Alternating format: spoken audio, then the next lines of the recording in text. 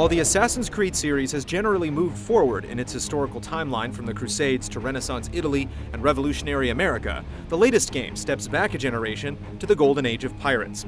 Taking players to the bright coasts of the Caribbean, Assassin's Creed 4 gives you extensive time on the high seas, scuttling ships, searching for gold, and drinking plenty of rum.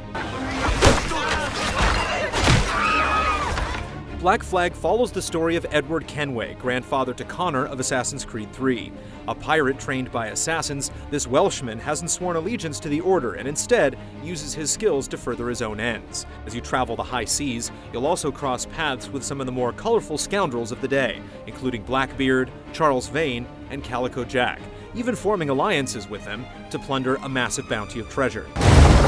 How this tale relates to modern-day events isn't entirely clear.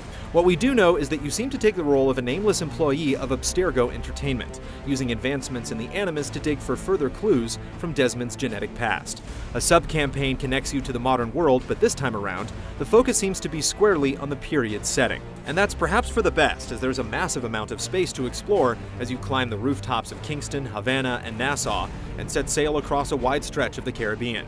Consisting of dozens of islands, villages, and ruins, this open world appears to offer more seamless traversal than ever, allowing you to give chase across both land and sea, or dive from your ship to investigate a suspicious sandbar. With such a vast area to cross, it's also great to know that synchronizing from high points not only fills out the map, but facilitates fast travel between locations as well.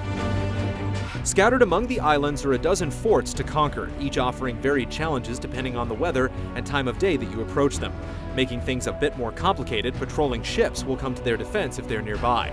Tackling these strongholds and removing their leaders will give you valuable influence in the area, unlocking naval contracts and other side missions.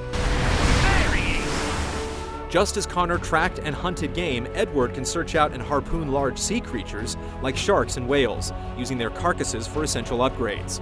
And since these animals can be somewhat elusive, you can chart their locations and share them with friends.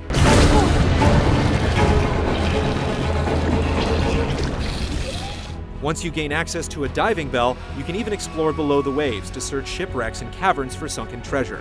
Things aren't safe under the blue either, as you'll have to avoid territorial sharks and eels. Plus, if your undersea adventures guide you into a guarded hideout, you'll have to take care not to raise the alarm, as you're left bare-chested without weapons or armor. Of course, it wouldn't be piracy without a ship to call your own, and the Jackdaw serves as your platform for naval warfare. Using blueprints and goods, you can reinforce and upgrade your ship.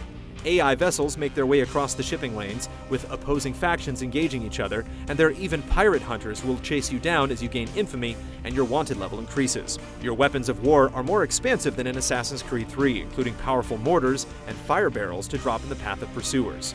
You can also man a swivel gun yourself to pick off a ship's crew. Sinking a ship is not always in your best interest, and if you take the time to board, you'll gain not only more cargo, but potentially new crew members and the ship itself.